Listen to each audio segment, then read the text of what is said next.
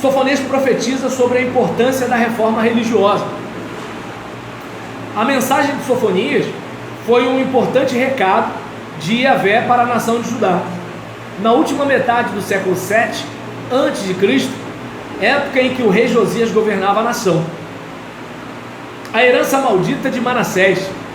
Manassés retomou a idolatria que já havia sido eliminada do meio do povo por seu pai, e isso fez em ato de irreverência e desrespeito, não só ao monarca piedoso, mas também ao próprio Deus.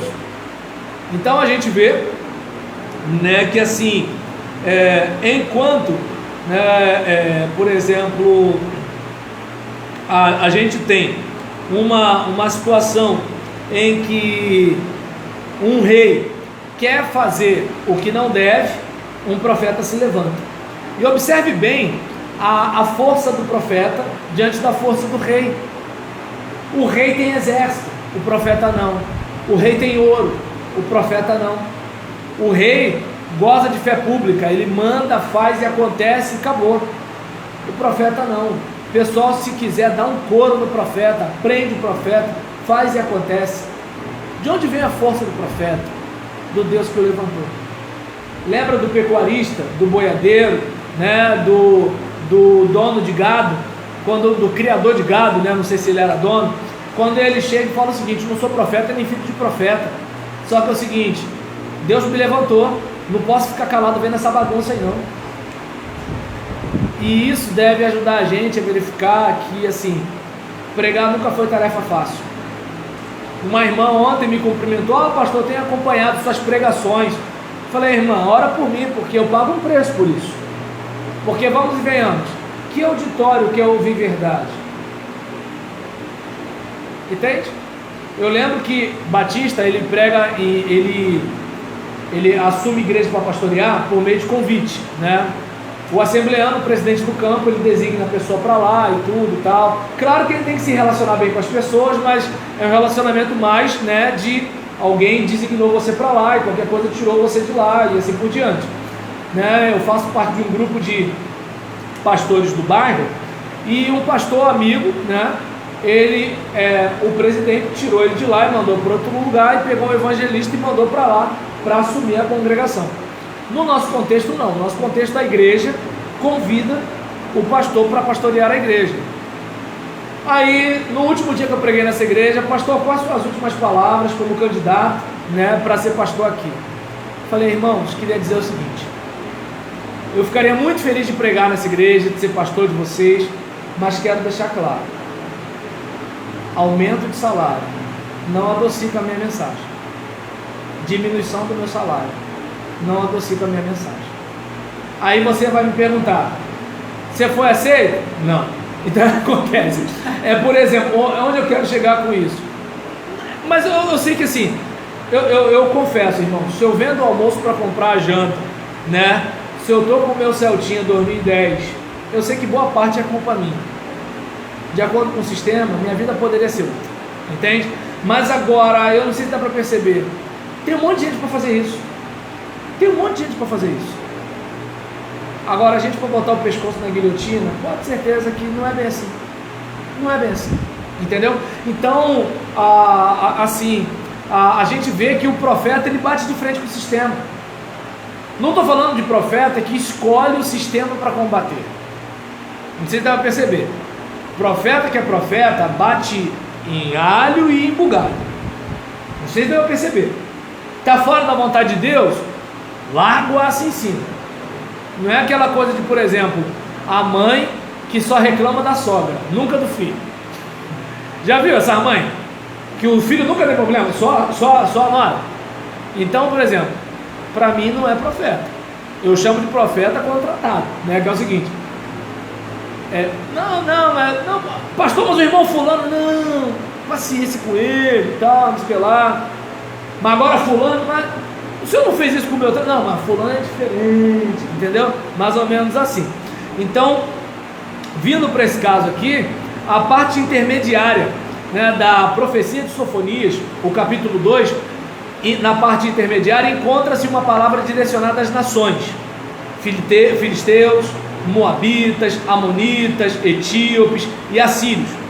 A porção profética revela o cuidado de Deus com todos os povos. Deus não está olhando apenas a sua igrejinha lá na rua. Deus está olhando a rua. Deus não está olhando apenas a igreja batista lá do bairro. Deus está olhando todas as igrejas. Deus não está olhando apenas os evangélicos. Deus está olhando os católicos. Deus não está olhando apenas os cristãos. Deus está olhando os umbandistas e candomblecistas. Deus é dono de tudo. Deus está de olho em tudo. Então Deus tem uma palavra para todo mundo. Para o político, para o traficante, para o desempregado, para o empresário, para a novinha, para a vovó, para todo mundo. E qual o problema da gente? A gente quer ser seletivo. Aí tu passa pelo mando de peça, né? Não dá o folheto pro cara. Mas aquele cara que está com um fuzil na mão, ele é uma alma igual a você. Entende? Aquela menina que está de top, que você pensava, né, pela sua experiência, que era uma roupa íntima, aquela menina precisa de Jesus. Mas já percebeu que a gente só quer os engomadinhos, os bonitinhos, os ajeitados? Eu não sei você, mas eu tenho muita preocupação com esse pessoal que é muito bom.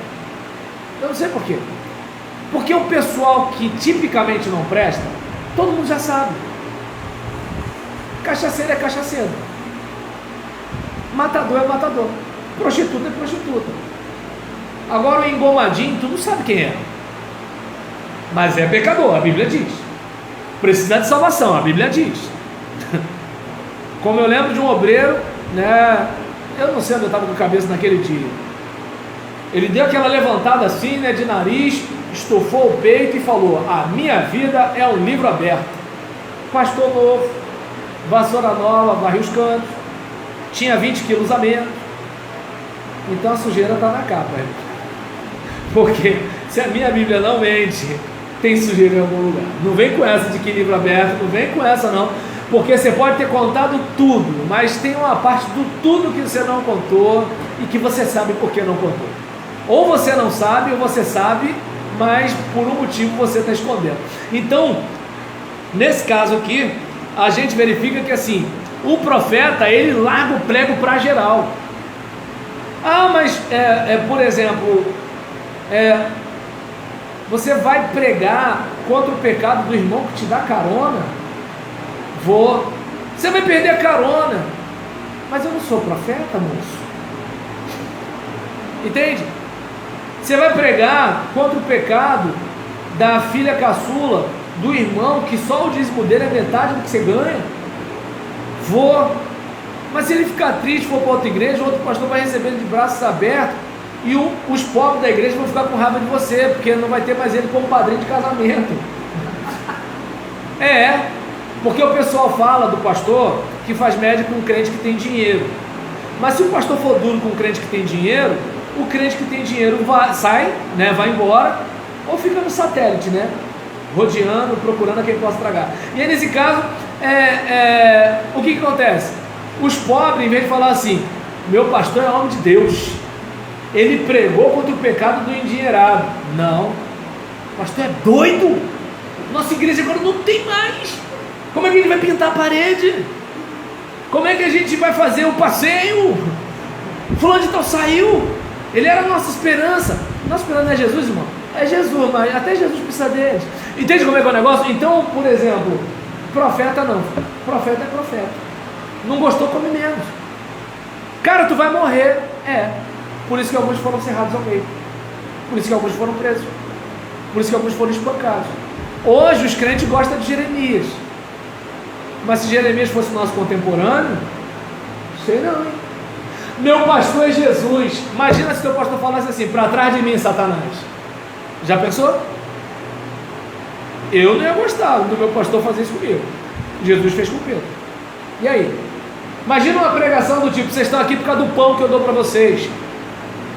Meu pastor é Jesus. Fala sério. Então o que acontece? Aí tu olha, por exemplo, uma situação dessa, você vai verificar o seguinte, né? O povo sai, porque o povo não gosta, o povo é mal criado. E aí Jesus, em vez de fazer aquele apelo assim: você que quer aceitar Jesus, certamente não vou embora não. Entende? Ah, meu pastor é Jesus. Pra cima de mim, rapaz. Pra cima de mim, fala sério. Então, nesse caso aqui, a gente vê a questão da porção profética para geral. Sofonias, né, ele prega, né, para Jerusalém. Jerusalém voltou à tona no capítulo 3. Ele prega para a nação de Israel, ele prega para todos os povos e ele prega para Jerusalém. Na primeira parte do texto, 3.3, na primeira parte do texto é vista como uma cidade que precisava urgentemente de uma transformação. E na parte final é mencionada como exemplo para todos os povos após sua restauração. Ou seja, é aquele caso, cara, está todo estragado. Mas depois que você fizer o programa de reeducação alimentar, depois que você começar a fazer atividade física, depois que você beber mais água, entende? Depois que você começar a ter mais disciplina, você vai ser referência para muita gente. Então, entende? Ó, foi ela, não tem nada a ver com isso não. Então, por quê? Porque quando você começa, todo mundo diz que você não vai conseguir. Mas quando você consegue, o pessoal fala assim, você tem sorte, né? Entende como é que é o negócio? Então, a respeito desse assunto, o profeta, ele briga, o profeta, ele dá uma chamada, mas o profeta também motiva. Você vai chegar lá, entende? Então esse é o nosso trabalho como boca de Deus na face da terra. A gente não pode fazer vista grossa para a malignidade do mundo, mas a gente também precisa dizer o seguinte, olha, a maldade vai ter fim e a esperança para você que quer mudar. O irmão, por exemplo, cara, tu deixa de ser sem vergonha, mas Deus tem uma nova história para a sua vida. Você não vai ficar só ressaltando o pecado do cara, mas você também não pode fingir que esse pecado não existe. Essa é a situação, certo? Então a gente tem que ter essa transparência, essa sinceridade. Naum, por exemplo, deixa eu ver aqui, fazendo a contextualização da mensagem profética, perdão. A gente falou dos 3 profetas e a gente agora está indo para a contextualização. Naum, ele censurou o autoritarismo assírio, o qual maltratou muitos povos por causa de sua ganância e poder. Uma coisa assim que vocês podem observar, os assírios, eles entram num país, pega o povo daquele país e leva para um outro país, e pega o povo de lá e bota aqui para quê? Descaracterizar o povo. Na hora, por exemplo, de tomar o país, é na barbaridade, uma barbaridade legal mesmo, da boa, entende? É maldade que se come com farinha. Então, ele censurou o autoritarismo assírio. A gente, por exemplo, está vivendo um dilema no mundo entre a segurança e a liberdade. Precisamos dos dois, mas agora a liberdade é a coisa mais cara que o indivíduo tem. Países de governo autoritário não têm liberdade, e essas pessoas, quando elas têm acesso à rede internacional, como a internet, elas também não podem nem falar sobre algumas coisas. Agora eu pergunto para você o seguinte, alguns países que podem ser tidos como bons por algumas pessoas, por que as pessoas fogem dele? Não era só pegar um visto e sair? Por que tem que fugir? Por que a gente não sabe direito o que acontece em alguns países? Então é algo para a gente pensar. Eu assisti um vídeo, tem um canal que eu gosto muito no YouTube chamado Sputnik. Eles colocam, esse canal coloca pessoas diferentes para debater. Por exemplo, rabino, pastor e padre, prostituta e pastor evangélico, atriz pornô e virgem. Aí eu assisti um que era um refugiado venezuelano e uma vereadora mulher trans do PSOL. Foi muito legal, muito legal, porque ele estava dizendo o seguinte, olha, para mim o capitalismo não é o mal no mundo, ele é um sistema, assim como existe o socialismo. Só tem uma coisa, num país capitalista você pode defender o socialismo, agora aí no país socialista você pode defender o capitalismo? Até onde vai a sua liberdade? entende? Então a gente pode, né? Quem sou eu aqui para falar de Fidel Castro, de Che Guevara, desses caras assim? Quem sou eu? Não sou nem maluco, né? Porque pelo menos assim, as pessoas que eu conheço, né, que vão tendo acesso com algumas informações, falam deles de um modo espetacular. Mas agora eu fico pensando o seguinte, por que tantos cubanos fogem em mar aberto? Por que eles fogem? Podendo morrer em alto mar. Imagina, você vai na praia da Barra, cara, você vê aquela onda, se bobear, você não entra. Você vê aquela bandeira vermelha ali, você não entra. Pô, o cara com pneu, gente, com boia, com balsa, com um monte de coisa, para fugir do país. Por que será? Entende? Então você olha e vê o seguinte, o autoritarismo, sabe, é algo que a gente tem que pensar com muito carinho, sabe, com muito carinho mesmo, porque quanto custa a sua liberdade? Quanto custa você dizer o que você pensa? Sabe, quanto custa você ser livre para pensar no que você quiser? E a gente está vivendo numa época do discurso único. Se você falar diferente, tua vida vira um inferno. Você tem que falar o que todo mundo fala. Você é livre para dizer o que todo mundo diz. Se você disser outra coisa, aí você é intolerante. E com intolerante, a gente não pode ser tolerante. Mas que defesa da tolerância é essa que você se permite ser intolerante? Tolerância é tolerância. Então você vê que não há bem uma defesa de tolerância. É defesa de tolerância para quem pensa igual. Então aí você olha para isso, né? A questão da justiça, né? O que é certo e o que é errado? Depende, você é amigo de quem? Quanto custa o seu advogado? O seu advogado, ele pode circular por alguns tribunais? Ele é amigo de alguém? Ele é filho de alguém? Então é uma situação difícil. Para você que tem que vender amendoim, para você que tem que vender picolé, esse é o caso, né? Então, a respeito, né, do caso, né, de Abacuque, ele argumenta, né, detalhe, é bom quando a gente fala de autoritarismo, né, que maltratou muitos povos por causa da ganância e poder, lembrar de um livro, gente, eu recomendo para todo mundo, A Revolução dos Bichos, de George Orwell, né, onde ele faz uma crítica velada, porque não está muito claro, mas parece, a Revolução Bolchevique, em que, por exemplo, tem um porco, né, o major, que ele sonha com a liberdade dos animais da granja, porque eles entendem que o flagelo dos animais são os seres humanos. E aí, quando eles tomam a granja, eles percebem que a opressão não era por causa do dono da granja em si. A questão era o poder. E aí os porcos começam a reinterpretar as leis que eles tinham criado naquela sociedade igualitária. E é bom lembrar que George Orwell, ele não é um defensor do capitalismo. Ele é simplesmente contrário ao autoritarismo. Então, por isso que eu acho esse livro fenomenal. Então a gente percebe que é o seguinte, em alguns países que se defende o pobre, coloca o Estado como pai desse pobre.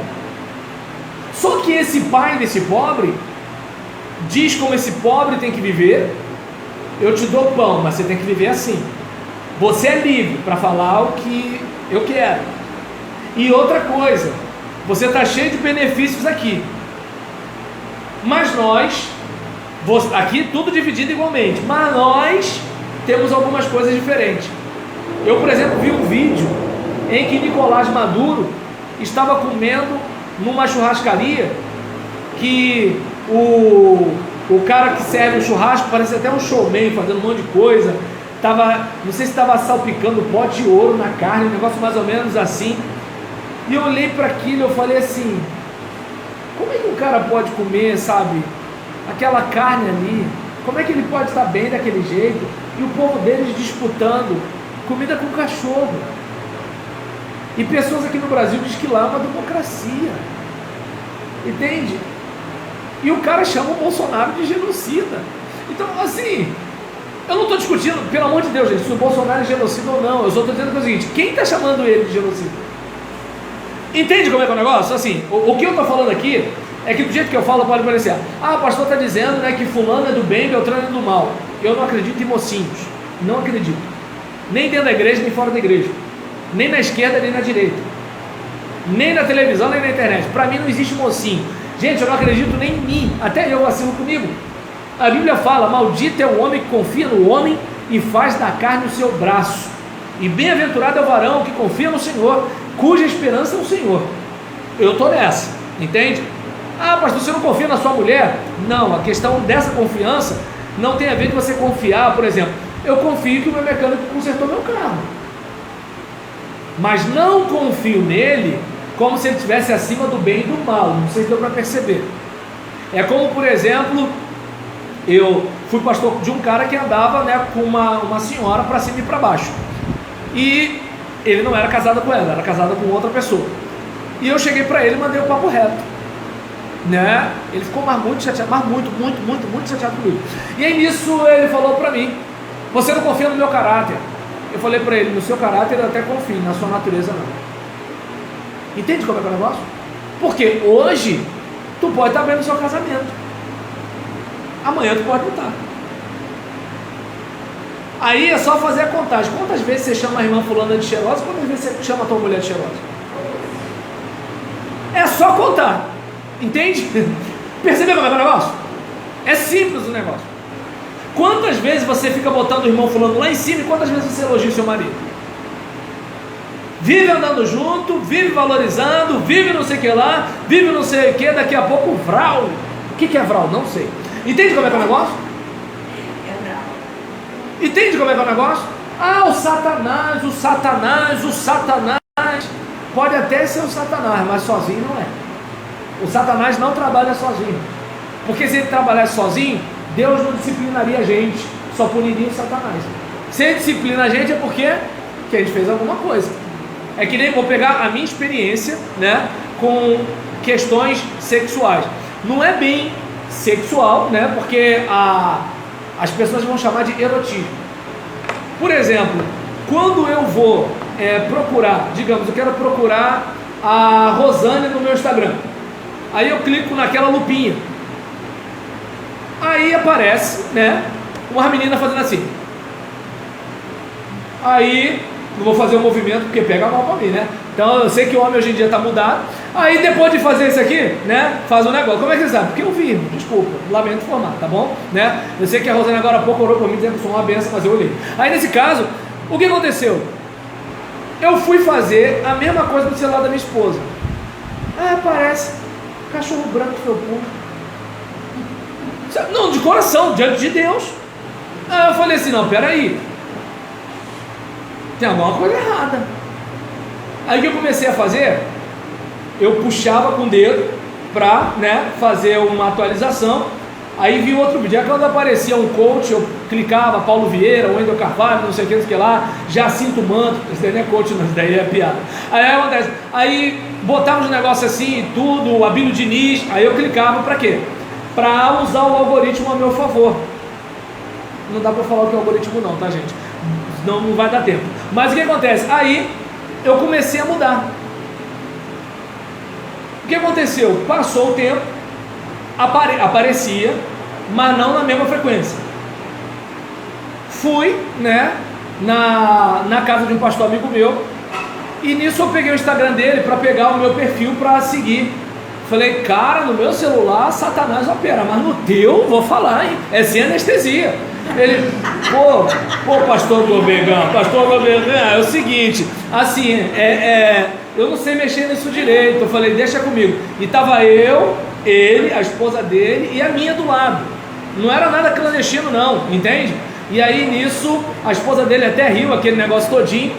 Aí eu falei: não, porque o dele tava pior que o meu. Aí nesse caso, pior mesmo, né, assim, e a minha carne é assim: miserável, tu tá acabando comigo aqui agora, né?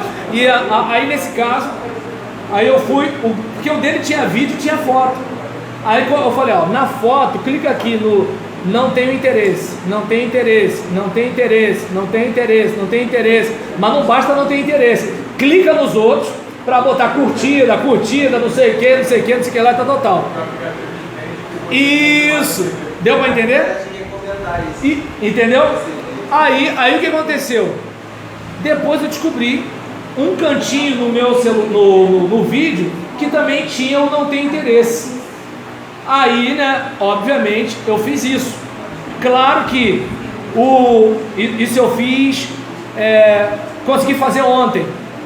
Desculpa, Gisele, não te contei. Então, nesse caso, eu, por exemplo, fiz isso, né? O que minha carne fez? Deixei lá na lupa de novo. Só que aí a carne ficou assim e não apareceu mais. Deu para entender como é o negócio? Então, por que eu estou falando isso aqui?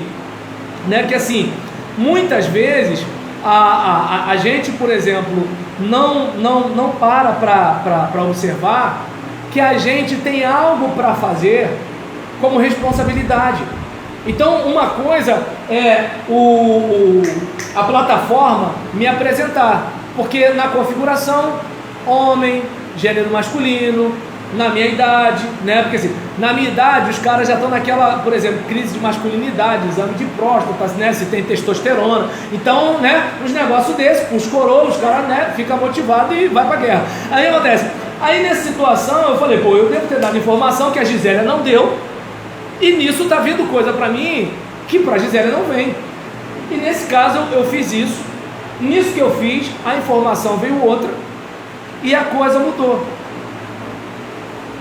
Muitas vezes a gente assim, porque o diabo, sim, o diabo me apresentou algo, mas eu tomei uma decisão. E aí, eu não precisava estar falando isso para você, mas por que eu estou falando isso para você? Primeiro porque isso pode estar acontecendo com você ou com alguém que está nos assistindo, e a pessoa de repente não sai porque não sabe como sair, ou a pessoa ela vai viciando, porque, meninas, tapem os ouvidos. Mulher gosta de mostrar e o homem gosta de ver. O problema é que a mulher às vezes mostra para o homem que não deve mostrar, e o homem olha para a mulher que não devia. Tá dando para entender? Assim, mas, gente, Deus nos fez assim. Entende? Eu não posso chegar e falar assim, Senhor, diminua minha testosterona. Eu sou casado, se diminuir minha testosterona, como é que vai ser com a dona Gisélia? Deu para entender como é o negócio? Eu não posso pedir isso para Deus. Eu tenho que fazer o quê? Me administrar. Porque eu não sou um animal, eu sou uma pessoa. Uma pessoa tem sentimento. Só que, voltando para a geopolítica e para o nosso sistema, vamos fazer com que as pessoas só pensem na região pélvica. E que elas fabriquem filhos. E que elas abortem seus filhos. E que os filhos cresçam sem pais. E que a gente seja igual o cachorro na esquina. Embora a cadela, ela cuida do filho até o nascimento. A cadela está melhor, entendeu? A minha gata botou o filho da outra gata. Tá dando para entender? Não jogou o feto num saco de lixo dentro de um valão. Então, por exemplo, observa bem, a alguém interessa que a gente esteja desse jeito. Não querem que a gente estude, que a gente cresça, que a gente enriqueça. Não. Enriquecer só se você estiver na regra do jogo. Fora da regra do jogo, não. Entende? Então é uma coisa mais ou menos assim, né? E aí a gente vê, né, que Abacuque ele argumentou o modo e o tempo da correção divina, e Sofonias contribuiu para que as reformas religiosas acontecessem. Então, por exemplo, Naum, né, critica o autoritarismo que acaba camuflando a sede de poder dos autoritários. Abacuque, né, ele argumenta sobre o modo e o tempo da correção divina. Mas por que Deus quer desse jeito? E depois ele fala o quê? Ainda que eu vou me alegrar no Senhor. Sofonias bate na tecla da reforma religiosa, né? E quando ele bate, se puder trazer mais água, tá? Ele bate na tecla da... também. Bate na tecla da reforma religiosa, ou seja, a gente tem que se reinventar. Tem que se reinventar. Porque observa bem, mais uma vez eu falo, do BRT eu não vejo nada mudar. Entende? Trem, ônibus, metrô, tá aí. Agora o coronavírus só dá na igreja. Serviço essencial, igreja não é. Mas jornalista é. Entende? Jornalista, por exemplo, que disse que o pastor da Michele Bolsonaro é o pastor Sócrates Oliveira. Só que o pastor Sócrates Oliveira não é o pastor da Michele Bolsonaro. O pastor da Michele Bolsonaro é o Josué Valandro Júnior. E aí eu lembro que eu falei assim para um amigo meu, né, que é anti-bolsonarista. Eu falei assim, olha aí, ó, o jornal está dizendo que o pastor Sócrates é pastor da Michele Bolsonaro, e não é. Ele, mas é porque o jornalista não entende os meandros, né, da denominação batista. Falei assim, não sabe, não publique, porque se fosse eu, ia dizer que era fake news. Se fosse a tia do Zap, ia dizer que era fake news. Se eles falam uma coisa que não é verdade sobre isso, quem garante que eles não estão falando em verdade de outra coisa? Eu vi jornalistas zombando de médicos que estavam apresentando uma outra proposta de combate nesse período de sobrevivência à pandemia. Eu falei, o que é um jornalista para zombar de um médico? Qual é a formação do jornalista para zombar de um médico?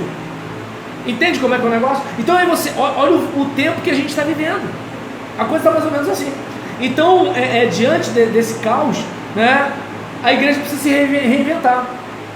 Pastor que não sabe usar um Facebook. Instagram eu até entendo que o jovem está no Instagram, mas os velhos já estão no Facebook.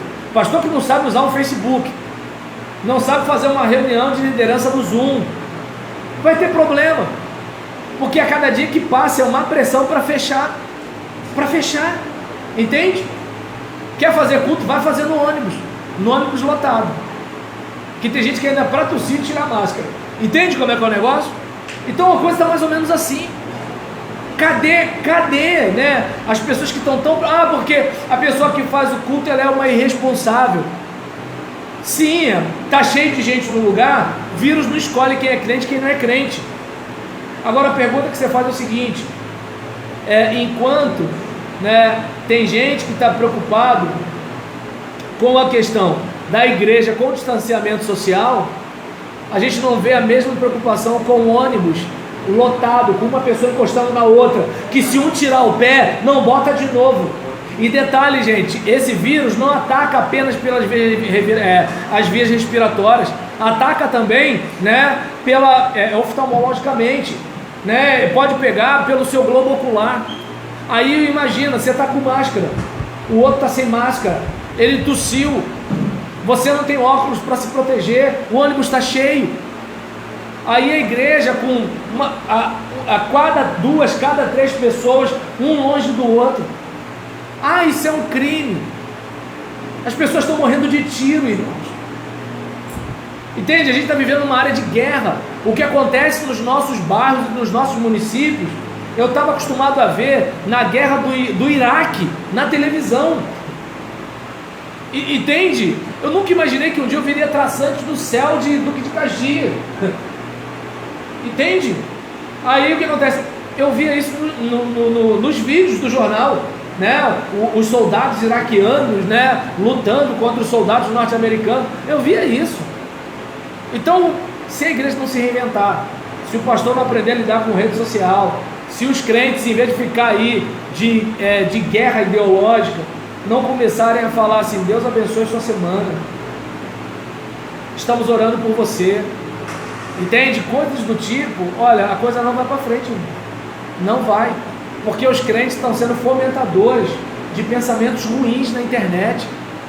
Não, gente, cadê alguém para botar Deus é o nosso refúgio e fortaleza? Cadê alguém para colocar, creio que tu és a cura? Cadê alguém para colocar, Deus abençoe tua semana? Mas as pessoas estão brigando na internet, um irmão ofendendo o outro. Como é que eu sei? Porque eu conheço um e conheço o outro, sei que os dois são crentes.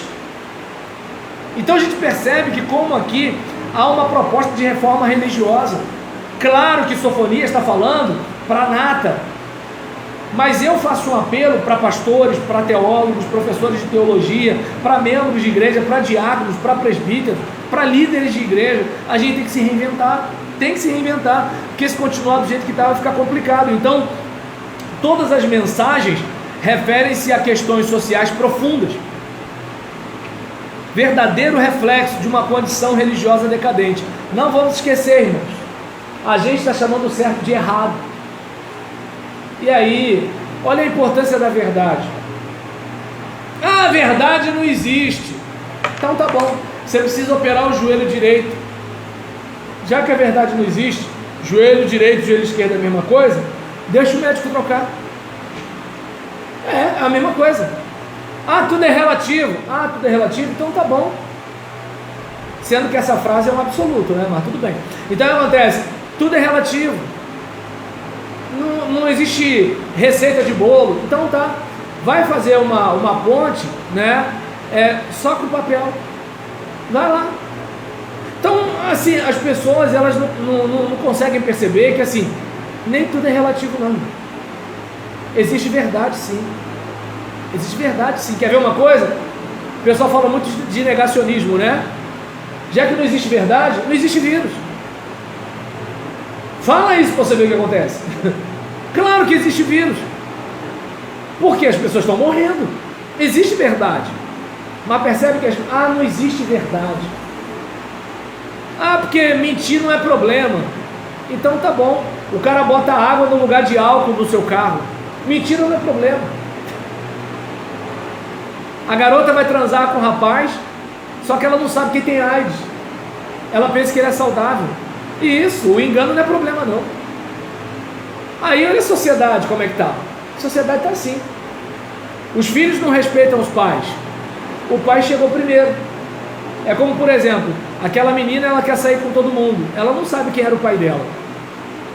Se ela ouvisse o pai dela, mas meu pai tá velho. Ela não sabe quem é o pai dela. Se escutasse o pai dela, talvez não parasse na mão do cara errado. Porque hoje ela sai com todo mundo, amanhã ela sai com um cara que vai matá-la. E aí? Namorinho de internet. O cara está dentro do quarto conversando com o pedófilo. Então, numa sociedade como essa, em que as crianças são orientadas a se protegerem dos pais, mas elas não são orientadas a se protegerem do Estado. E aí eu lembro de muitas falas do Ricardo Boechat na Band News, quando ele falava sobre o Estado deveria servir a sociedade, mas é a sociedade que serve o Estado. Olha os benefícios, observa bem, entende? Pensa bem.